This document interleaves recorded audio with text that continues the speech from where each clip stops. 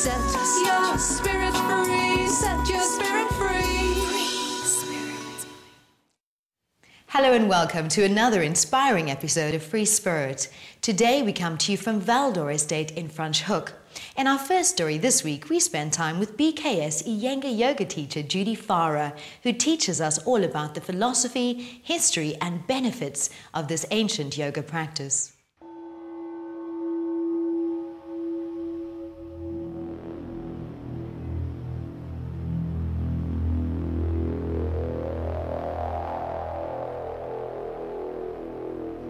The yoga that I do is named after Mr. BKS Iyengar. It's called Iyengar yoga. I've been practicing it for about 20 years now. Iyengar yoga basically sticks to the intrinsic classical yoga. The thing that differentiates Iyengar yoga to a large aspect from all the other yogas is that it's very precise. We tend to hold the poses most of the time for a longer period of time.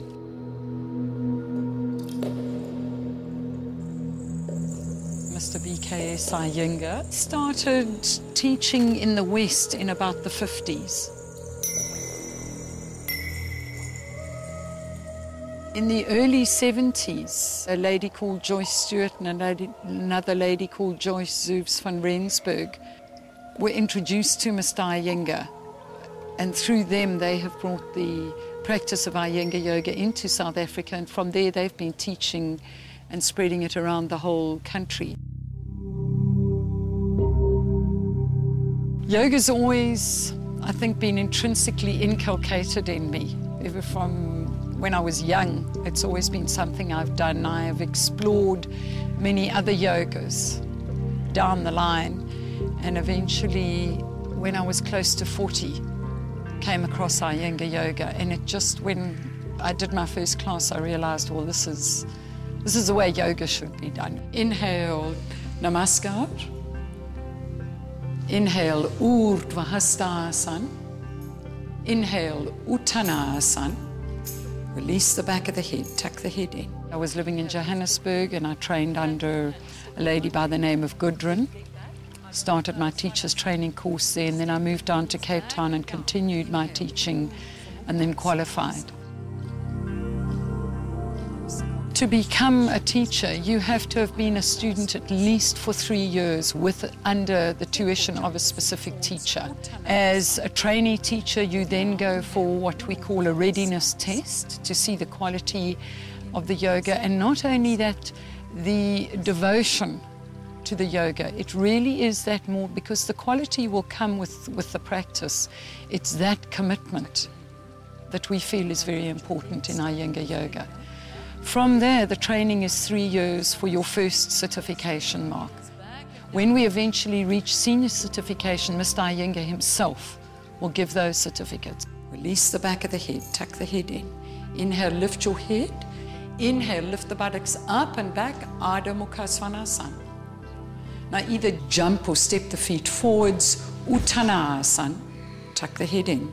Inhale, lift your head. Yoga basically consists of 8 limbs or 8 petals, beginning with the yamas, niyamas, which, similar to the 10 commandments, are how we should conduct our lives towards ourselves and towards others. You then get onto the 3rd limb of yoga, which is asana, which is the movements, basically, that people refer to as the exercises, that physical doing of the poses. The 4th limb of yoga is called pranayama. The pranayama is done as something specifically different. We will do pranayama practice either lying down, or when you become a bit more adept, you will sit up and do various practices, closing or opening or restricting the flow of that prana through the nasal passages. A typical session would be about an hour and a half to 2 hours long. In Iyengar yoga, we tend to divide the poses into different segments. For example, you would focus on a class of bending forwards, or a class of bending backwards, or a class of twisting, or standing. Different poses would bring different benefits. Twisting for example, would work deeply into the organic organs, because as you twist and you rotate around the spinal column, you're essentially wringing out the whole of the internal and intestinal area.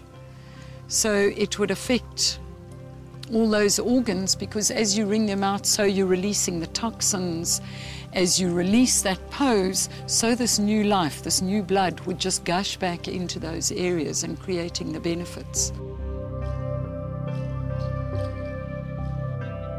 It's commonly accepted that Mr. Iyengar himself introduced most of the props that are used these days.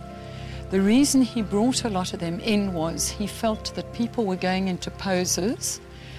They were either injuring or doing the pose incorrectly, and he just felt that rather stick to the true form of the pose and not necessarily get to the actual final pose itself, but rather find the alignment in that pose.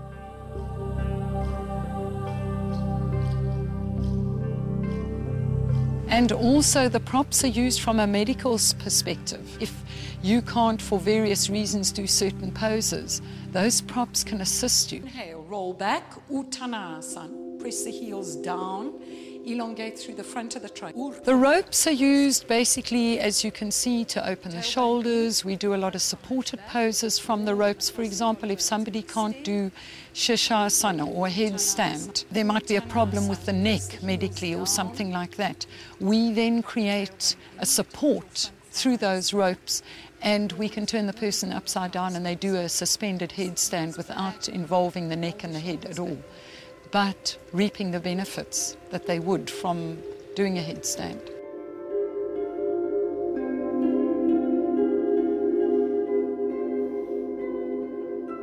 Iyengar yoga is not restricted to any gender, age or body type.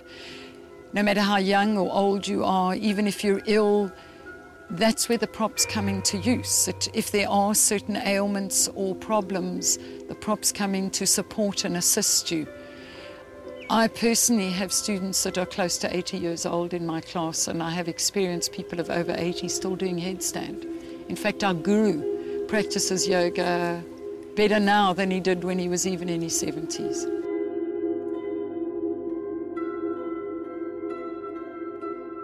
Iyengar yoga, or all yoga, essentially doesn't just touch on the physical or anatomical or physiological body. We really believe, if you go into the philosophy, there are various koshas or sheaths of yoga. And as your yoga practice deepens and intensifies and opens, it's a bit like peeling away the layers of an onion. So you're going through these various sheaths or koshas.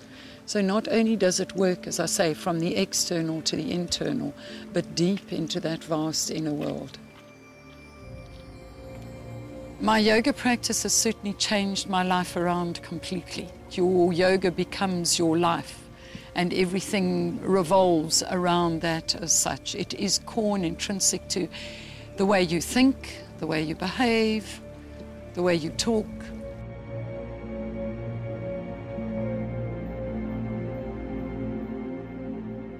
There are times when you can do your practice and you can be in a pose and it's like doing meditation in action.